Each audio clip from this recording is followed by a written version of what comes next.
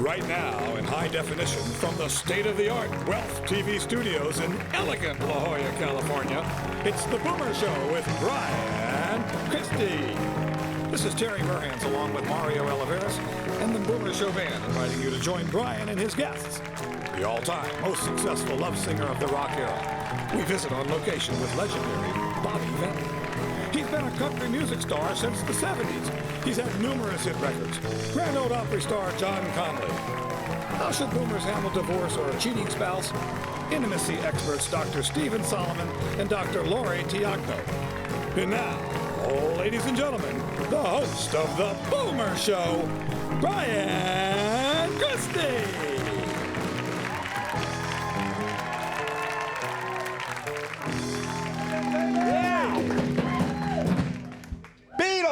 Yes, sounds good, everybody. Watch out, don't trip over there, the day tripper. No day tripper. Welcome, everybody, to The Boomer Show. So glad you're here today. We've got a great show for you. I admit I am a typical out-of-touch baby boomer. I know I'm out of touch, but what I really want to know is who are Nick and Jessica? Now, think about it. You see these people on the cover of every magazine. Millions and millions of magazines in the line at the grocery store. You know, you're checking out, and there's Nick and Jessica.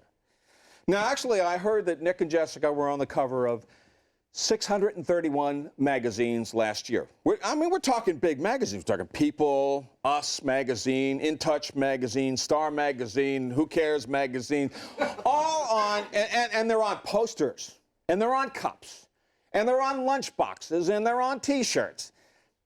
Did you know that Nick and Jessica were fighting? And that was on the cover of the magazine? Jessica locked out Nick in the house for coming home late. Now, I'm dealing with bills here. I'm trying to figure out how do I pay my electric bill? And I'm looking at Nick and Jessica. And I didn't know they were married. Did you know they were married? They were married. And you know they're splitting up? Now the question is, do you care?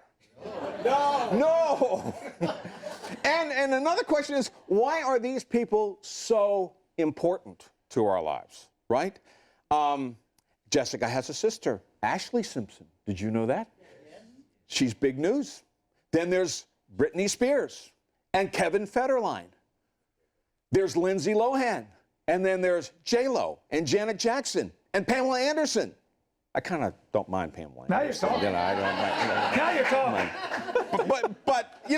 But as a boomer, if I don't care, does this mean that I'm getting old? Does this mean I'm not hip or I'm not in the know? I don't know. Comfortably numb. Maybe it's better. Just comfortably numb. Maybe it's better I don't know. Maybe it's better we don't know. But we don't want to know. We don't need that. But at the same time, the question is, should young people hold up Nick and Jessica as role models? Because that's what they see in all these magazines. Yeah. You know? What have these people done to be in all these magazines, on the covers of these magazines? Now, we're boomers, okay? We've been through a lot. We understand these things. We're patient. We get Nick and Jessica. It's okay. But don't you think our role models should be men and women in uniform, sacrificing their lives for our country, right? It's a good thing. Yeah. It's a good thing.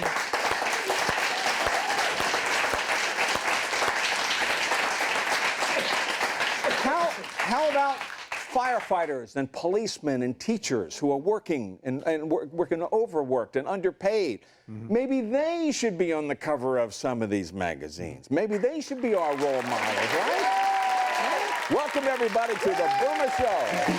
Yeah.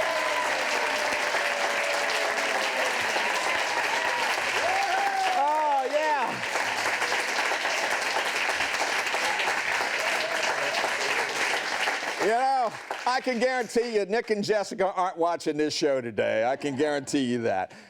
We have a great show for you, everybody. Remember hit records like Roses Are Red, My Love, Blue Velvet, My Melody of Love. This guy's had so many #1 top records. He is joining us on location. Legendary boomer icon Bobby Vinton is here. Yeah.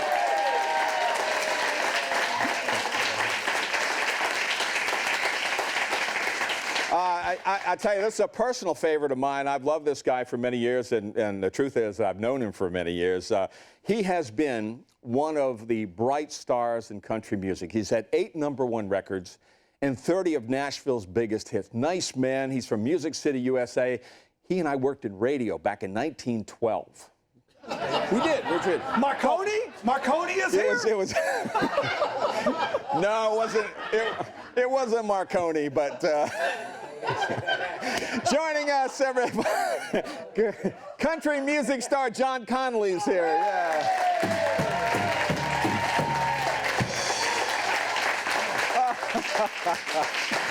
Oh my gosh, and a great subject. You know, the divorce rate for boomers is skyrocketing. It's a real serious subject, and the question is, how should boomers handle infidelity or a cheating spouse? Have you ever thought about this?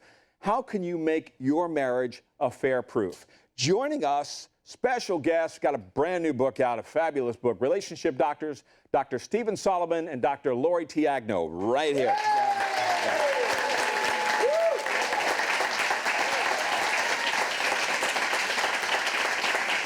Also, we've got a surprise for you. The worst country music titles, songs in the world. Oh my gosh, you got to hear these. And please say hello, everybody, to the best boomer, my buddy Terry Burhan's right over here.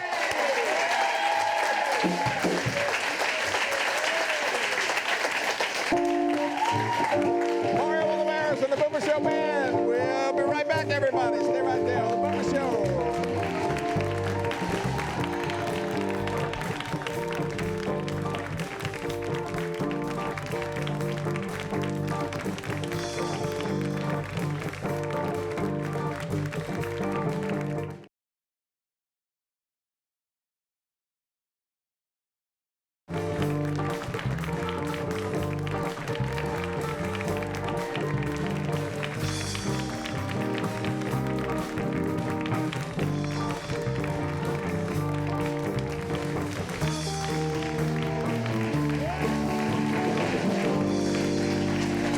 Welcome back, everybody, to the Boomer Show. We got John Conlee today. We've got Bobby Vinton, Dr. Lorie Teagno, and Dr. Steve Solomon all on the show today. Okay, Terry. Marconi had to cancel, huh? Marconi did not make it, but...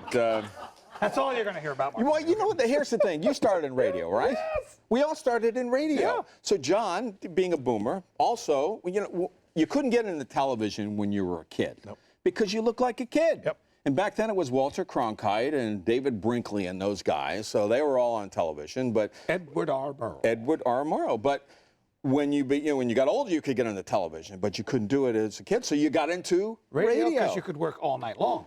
You see, Yeah. you'd work the nighttime shift. Did you do the overnight shift? Of course. Yeah. See, we all did that. Yeah. Okay. Now I want to. You got to hear these. These are hilarious. These are actual hit records. These are the worst country music titles. There's 13 of them, and I'm going to run through them real quick. Maybe there's 10 of them. There's 10 of these worst country music titles, okay? Have you ever written a country music song? I have written a couple of country music songs, yeah. Are they on the list? No, they're not on the list. Continue on. John Conlee's going to come out here in a minute, and he wrote a lot of #1 records, including rose-colored glasses, but that's not on this list. All right, here we go. Number 10. Here we go. Worst country music titles ever. I still miss you, baby, but my aim is getting better. I like it. I don't know that. It's true. Here you go. I gave her the ring. She gave me the finger. I'm not making this up. I'm not making this up. Okay. Get your biscuits in the oven and your buns in the bed. I know who wrote that. That song was by Kinky Friedman. Kinky Friedman, okay. And the Texas Jew Boys. And the Texas That's Jew the official name. That's true. No, it's true. Kinky Friedman and the Texas Jew Boys. That's what they were He ran called. for governor. Almost made it. Yes, he did. Number 7, all my exes live in Texas. That's Kinky Friedman also. You all know that one. Number 6, I kissed her on the lips and left her behind for you.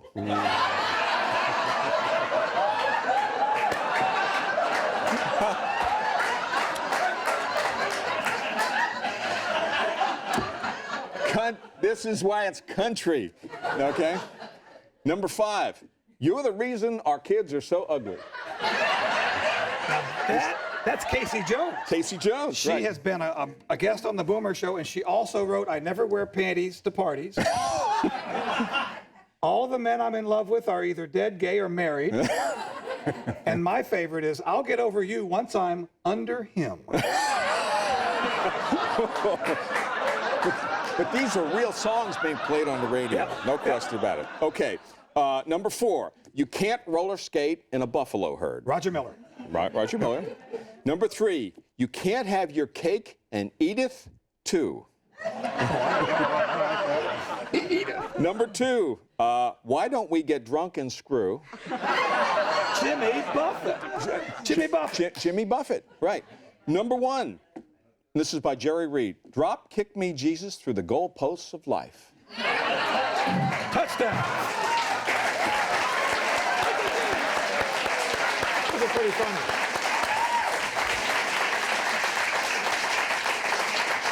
And I also have to tell you that one of my favorites that Jerry Reed once wrote was I'm drawing a blank here. Jerry Reed. I gave her the gold mine. She gave me the shaft. You remember I like that? Yeah, I like that. That was great. Cool. Yeah, good stuff. My next guest is a good man, a good friend, country music legend since the late 70s. He's had 8 #1 records and 30 big country music hits. Favorites include Backside of 30, Lady Lay Down, I'm Only in It for the Love, and of course, Rose-Colored Glasses. Please welcome Grand Ole Opry star, all-time great guy, and good friend, John Conlee. Yeah!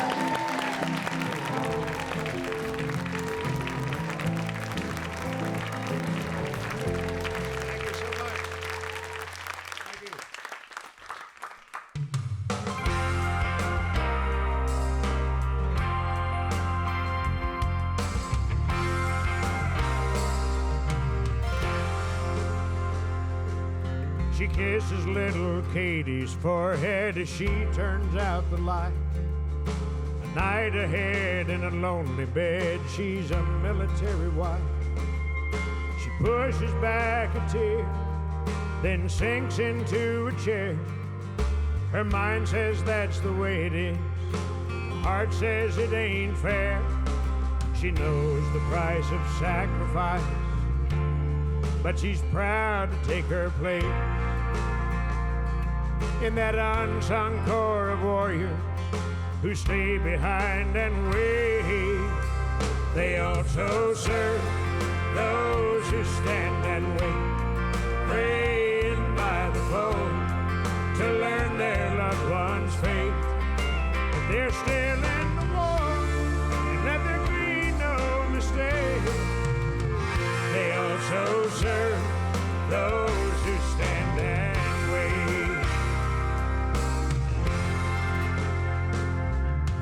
Jay climbs on the school bus, marches bravely to his seat. His dad's not home to say so long like his friends along the street. He has to be the man at home as long as daddy's gone. He promised him the day he left he'd be brave and strong. So he tells his little sister, don't you worry, Daddy's coming home. He's 8 years old, he's a soldier son, and he can hold his own. They also serve those who stand and wait, praying by the phone to learn their loved one's fate. But they're still in the war, and let there be no mistake. They also serve those who stand and wait.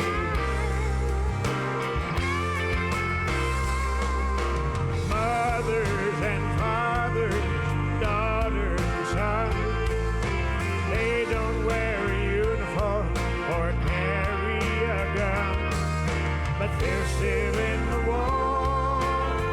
They also serve those who stand and wait, praying by the phone to learn their loved one's fate. But they're still in the war, and let there be no mistake.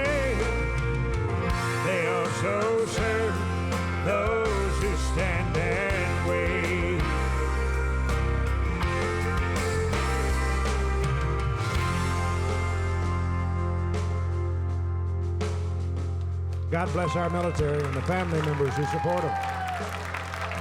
Thank you. John Conlee, everybody. The new DVD, They Also Serve, and also his new album, Turn Your Eyes Upon Jesus. We'll take a break. We'll come back. We got more with John Conlee and some surprises. Don't go away. Stay right there. We'll be right back.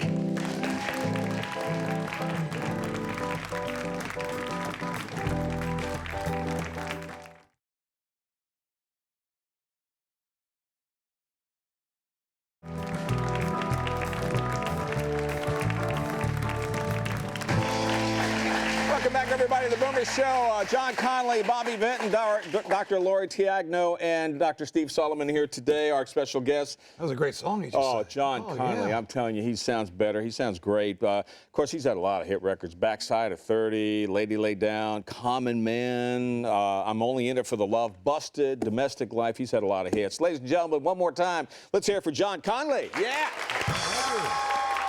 Put them on. We'll go back to 1978.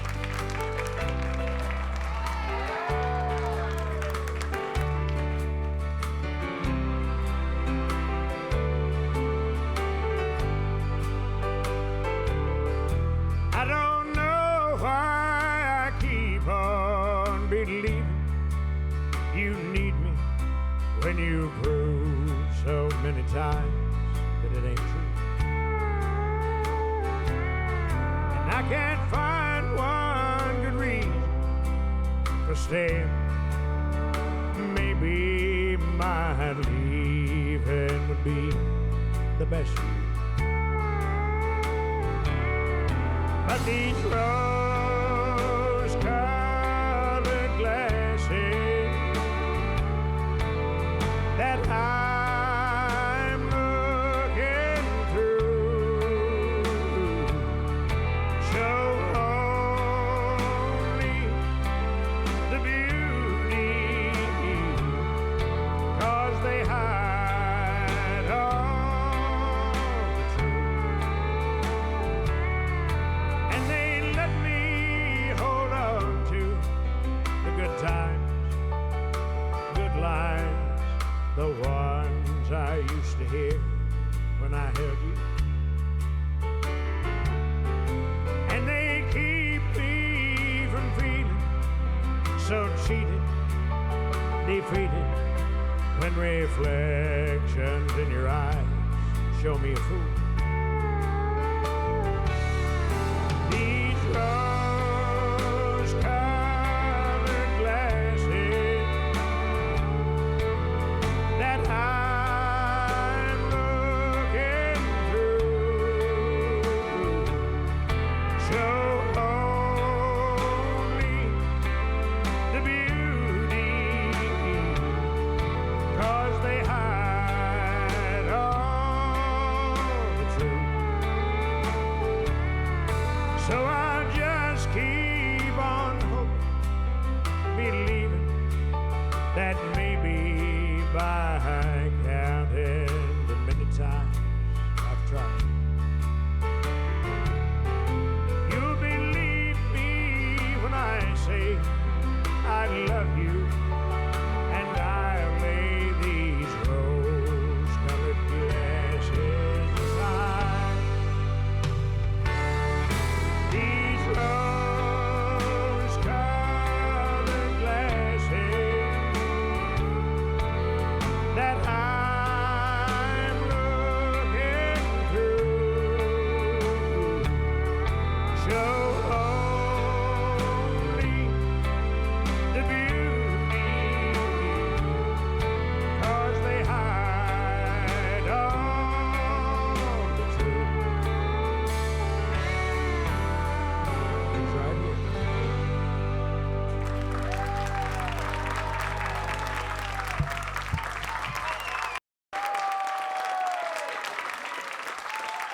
Thank you, man.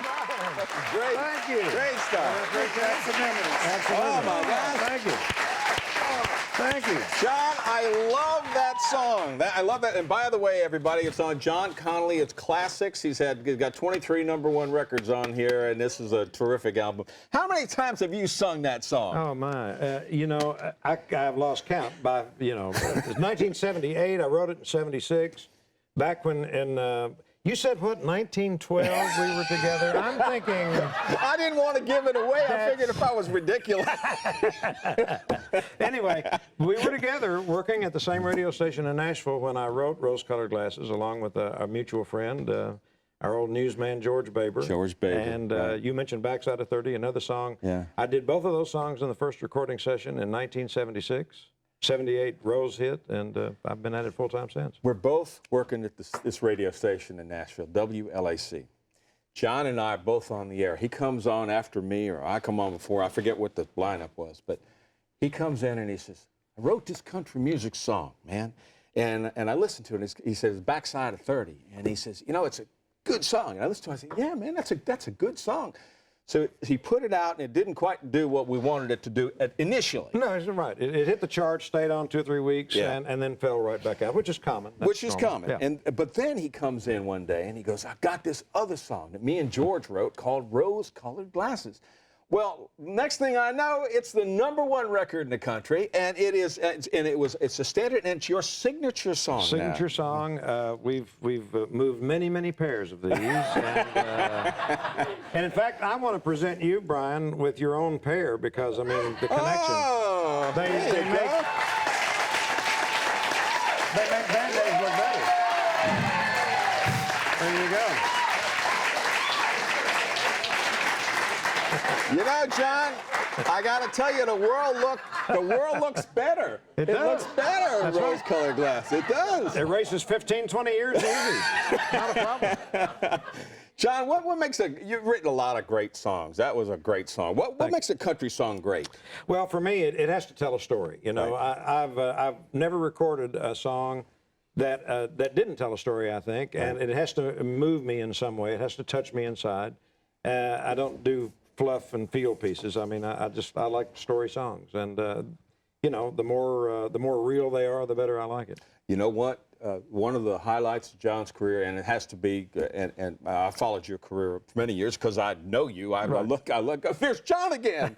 And John is a member, ladies and gentlemen, and has been for a long time, of the Grand Ole Opry. Right. Yeah, congratulations, buddy. That's so cool. About to celebrate 26 years next month. 26 years. Yeah. Do you have to be asked to be a Yes, member? yes. How's that work? Well, that is how it works. You know, of course, nowadays we have a lot of people guesting all the time, but it is an invitation before you can join. There are a lot of people who want to join who never get to. Sure. And so I was blessed. One of the many blessings in my life was the membership in the Opry. I love the Opry, and it's been there 82 years we just hit, and there's no reason why it can't go on John, longer. do you remember the first time when you walked on stage at the Yep. Grand Ole Opry? Do you remember that? What was that like? Well, it was great. Like so many other people, I'm from Kentucky, just a few miles away, really, from the Opry, a couple hundred miles. But we used to listen to the Opry when I was a kid, and never dreaming when I was listening to it that didn't have even the goal of being in music or being on the Opry. So when I got to hit that stage as a guest the first time, Jim Ed Brown introduced me the first time. Oh. And, you know, to hit that stage that so many legends were still walking then, Yeah. it was a thrill beyond compare. You are a serious, what we would call a serious country music singer. Now, I got to ask you this question because you and I played records together. Right.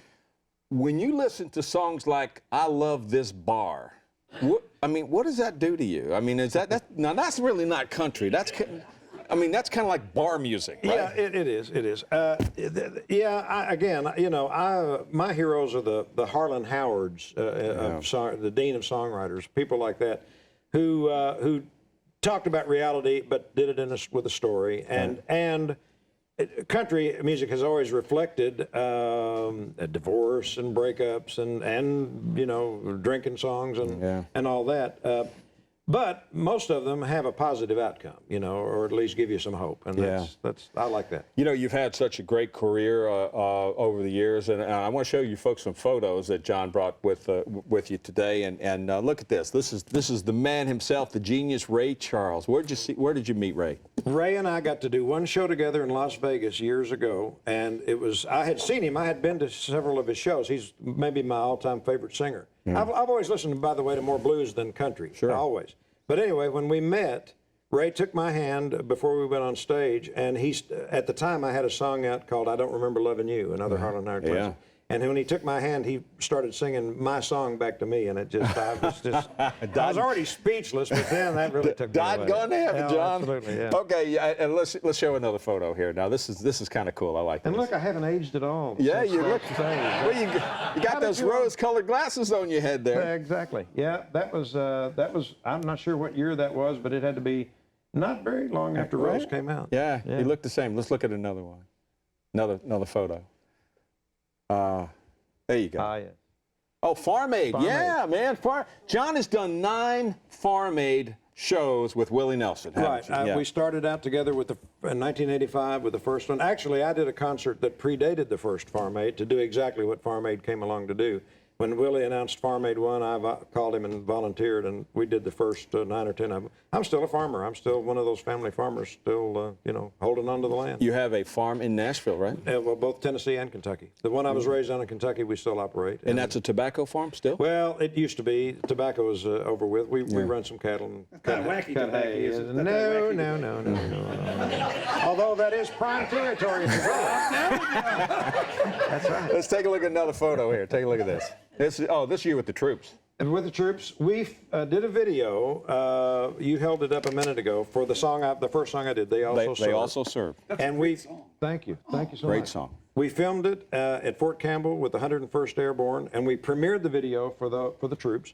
And so I'm doing autographs for them, and I'm having, you see the guy behind me, I'm having them sign my camo blouse that night.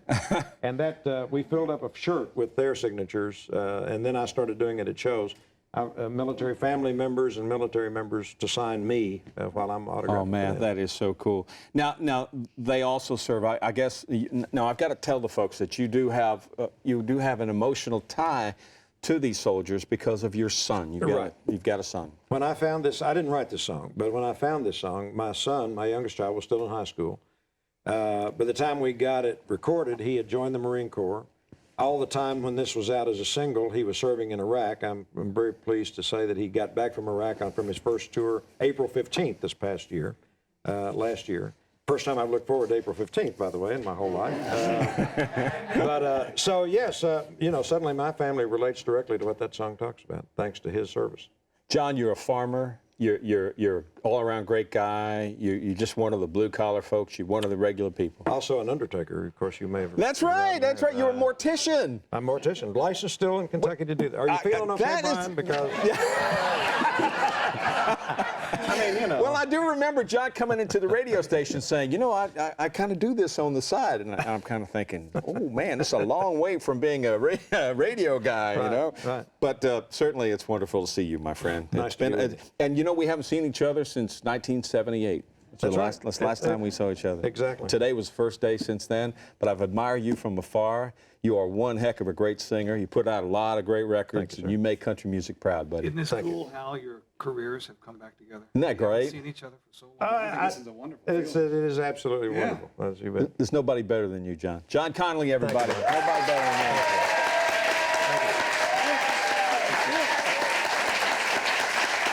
All right, everybody, when we come back, we're going to have Bobby Vinton, the Polish Prince. Stay right there on The Boomer Show.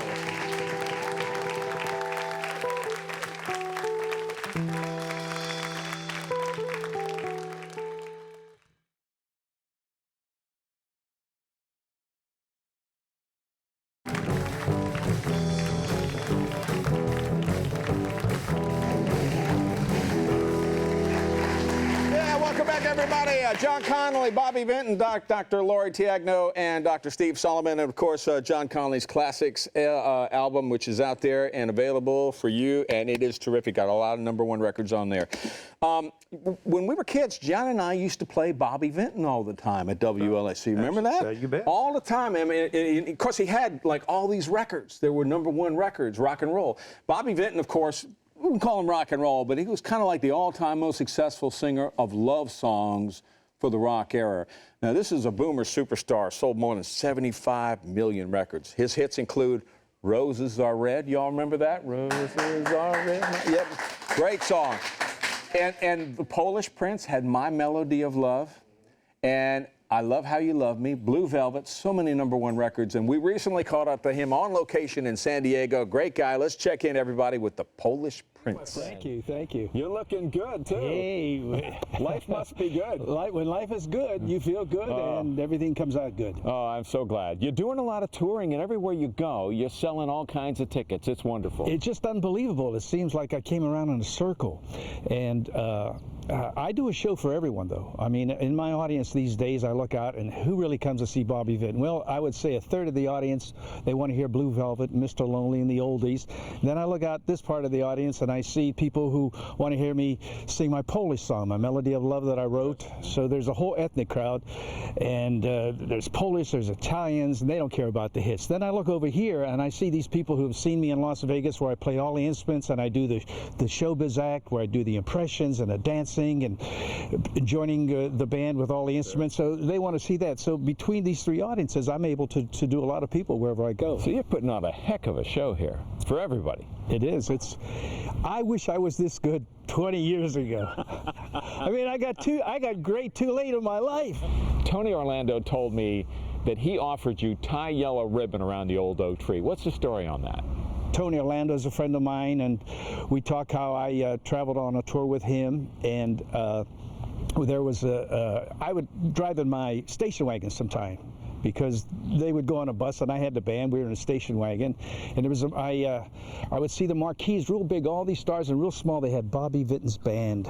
And I remember coming into the dressing room one time with Tony Orlando, all these stars, and I said, I'm the saxophone player in the band. I have a record coming out this week. Guys, what do you think of my record? Roses are red, my love, violets are blue. Tony Orlando, they all looked at me and they said, it's corny. That's what he means, corny. Teenagers want to be cool, man. You know, they want to get down and boogie, and you're singing nursery rhymes. Roses are red, my love. 6 weeks later, I looked up at the marquee, real big, Bobby Vinton, #1 record in America. Real small, I said, put Tony Orlando. I love that. Now that you got me going here, now I'm Mr. Big. I'm big. People are coming to my dressing room. Leave me alone, man. Leave me alone. I'm big. I'm big. Songwriter said, I wrote a song for you. Come on, you got to hear this song. I said, all right. He says, you've had luck with the colors. Roses are red, blue on blue, blue velvet. We wrote a yellow song for you. Tie a yellow ribbon round. I said, hold it. I said, that's corny, man. It's corny. Send it over to Tony Orlando. Where did the title The Polish Prince come from? In my show, I sing in different languages of the songs that I recorded throughout the world. And my mother, who's Polish, said, you know, synek, poco nie śpiewa po polsku. I said, what do you mean? She said, why don't you sing a song in Polish on the show? I said, hey, Mom, come on. You got to be kidding. You got to be cool, you know? She says, no. She says, I'm telling you, if you sing a Polish song, the Polish people will love you. You'll come back. You'll be bigger than ever. So I said, all right. So what am I going to call it? And she said, well, moja droga, which means my loved one. That's what she would call me. She says, moja droga. I know you're going to think of something. So I'm going, yeah, moja droga, ja cię kocham, da, da, da, da. Yeah, sure, Ma, it's going to be a hit. The rock and roll stations are going to play moja droga. So, but for my mother's sake, I made the record, and I didn't do anything with it. I threw it in the closet. It was a tape.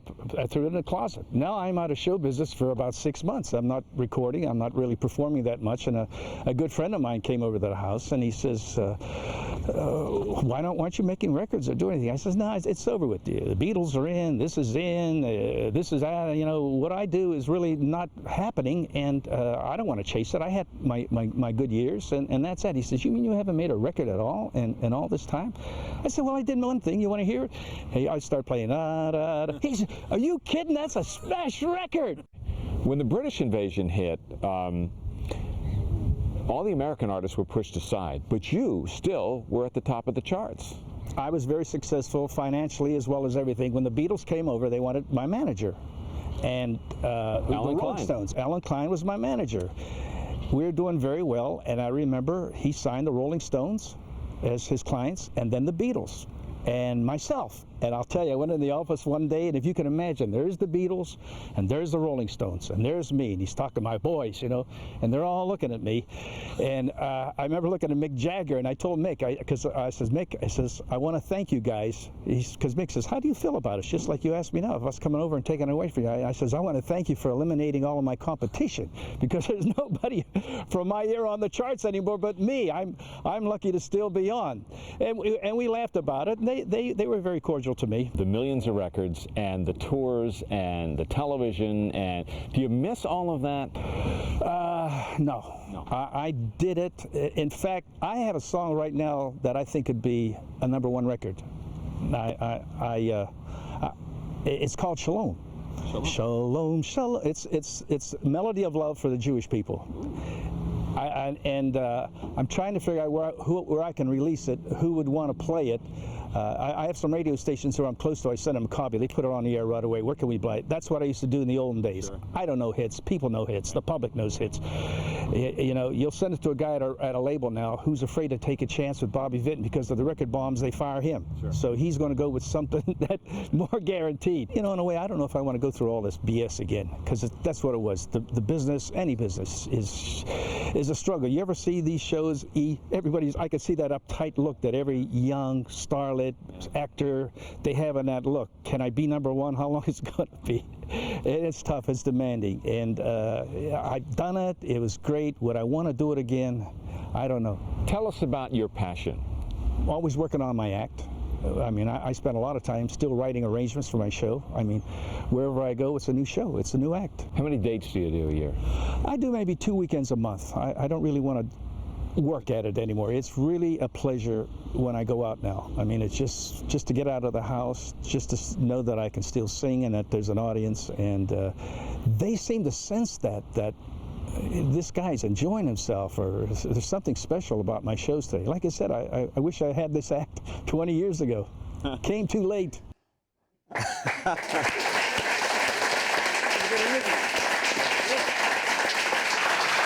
John, I bet you can relate to a lot of that. I relate to every bit of it, absolutely. Especially those young up-and-comers who are deer in the headlights look, and oh my gosh, should I buy the bus? Or you know, the way the industry is right now, truthfully, I would not be interested in even attempting a career in music because it's so different, and it's so much of the time it's based on video. It's not based on music as much as it should be, I think. So. You know, one of the things that country music discusses a lot is divorce. And we're going to take a break. We're going to come back. We're going to talk about intimacy after infidelity. Coming up right here on The Boomer Show, Dr. Lorie Teagno and Dr. Steve Solomon right there. Stay right there. We'll be right back.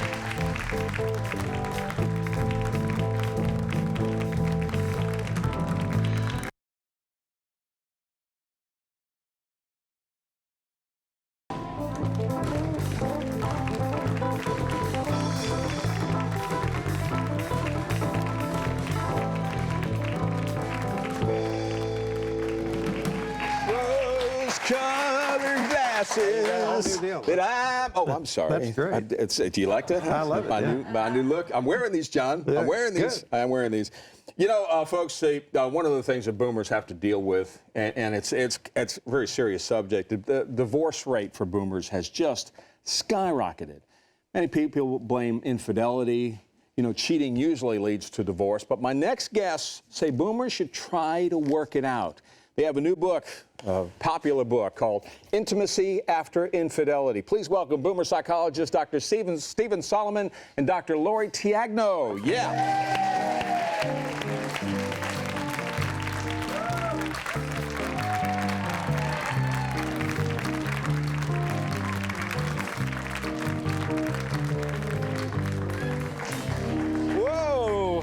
Welcome, welcome, welcome. You know, one of the things that when I was reading about this, I didn't realize how it was, and that 60% of American relationships will be affected by an extramarital affair. I didn't know that.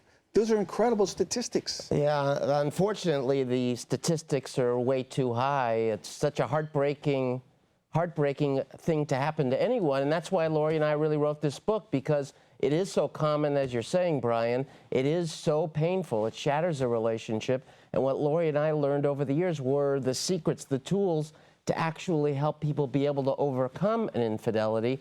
And so we wanted to give the people those tools by writing this book so they could heal from that type of a terrible incident and be able to make their relationship affair-proof, as you said earlier, in the future, so they never have to worry about infidelity again.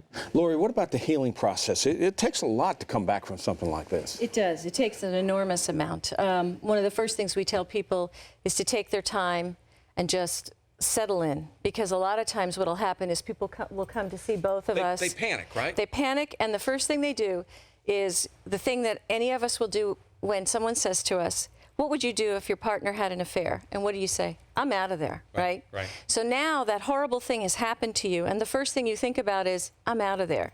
But the reality is that, you know, you have children or you have a history together, and panicking is not the time to make a decision about staying or leaving. It's the time to just sit, lick your wounds, take some time, and then we talk to people about, and specifically we talk in the book, about decide if your partner is really ready to do the work to make the changes. I would imagine that's an important subject, because anytime you go through something like this, it does take time to heal.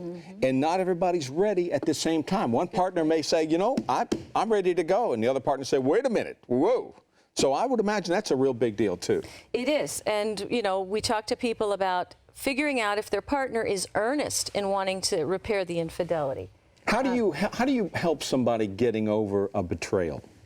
Well, it takes time. It's not something that can be rushed, and there's a couple things that have to happen. First, you know, the situation is different, Brian, if you have a partner who really, the person who betrayed you is willing to own up to what he or she did and sincerely try and make amends. Some people don't have the courage or the will to do that. And if that's the case, then you need to get out of the relationship and take care of yourself and protect yourself from that type of person who you cannot trust.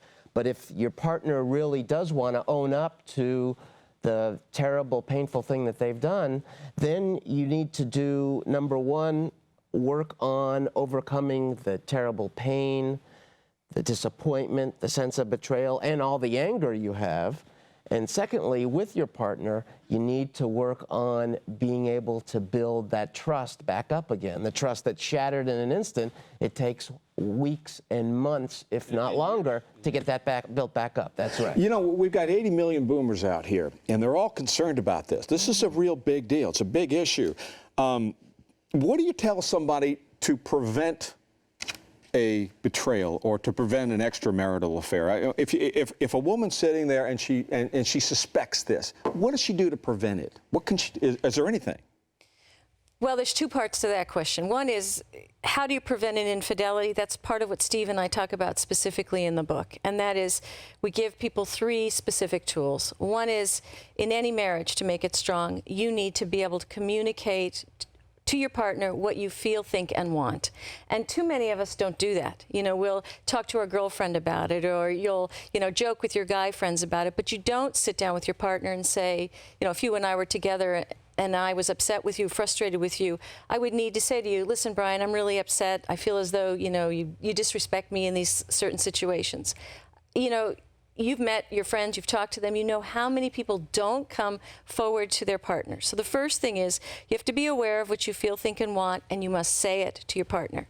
The second thing you have to be willing to do is have those tough conversations. You know, really be able to have the conversation. So you would have to be willing to be open to my saying to you, I feel like, you know, you're disrespectful to me. And we'd have to be able to have a conversation. And in the book, we specifically talk about how to have those tough conversations. The third thing is the affection in the relationship. It's, as Steve calls it, the gravy in a relationship. And that's the part we all want. But in order to have that gravy and sustain it, we need to feed the best parts of our relationship, talking about what we feel, think, and want, working through the tough things so that we can get to the affection, intimacy. And other people have said it before, you know, a relationship's like a garden. You got to weed it, you got to keep, you know, feeding it. And too often we let it go and take it for granted. So, long answer to your short question, what do you do to affair-proof a relationship is you work on yourself being honest, you work on the communication, and you keep working at the relationship. You know, I got to ask you this.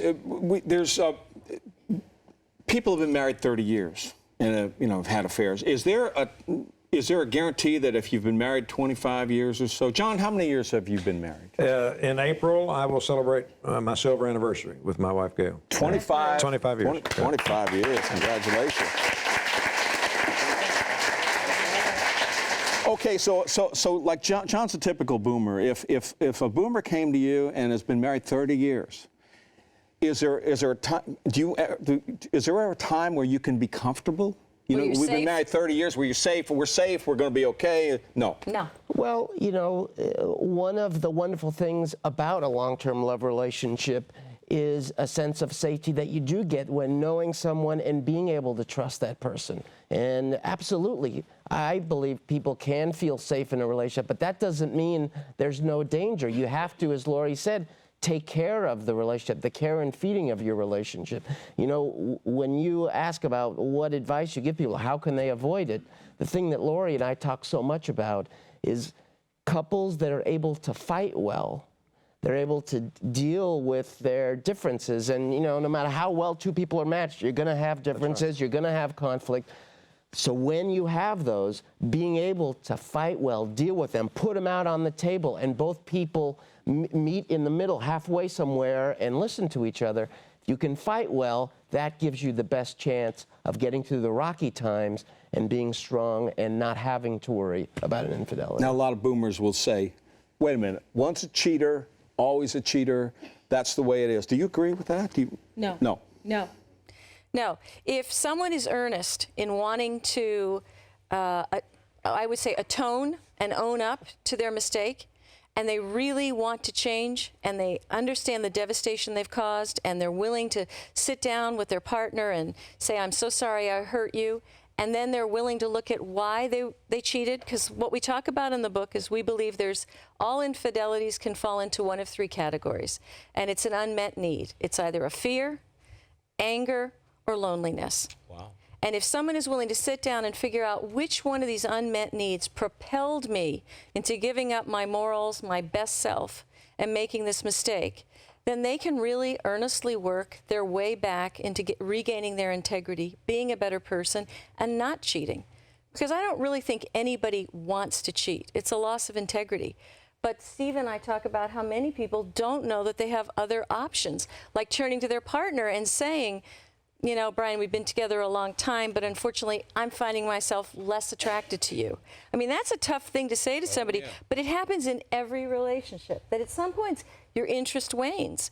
And you have to be willing to have that tough conversation in an open, caring way. Why is this, or maybe it's not happening to boomers, or why is it happening it seems like it's happening more to boomers. Is it because there's just so many of them? Well, that's true. You know, boomers, one of the great things about the baby boomers is that we are so open to change. And so people definitely can change.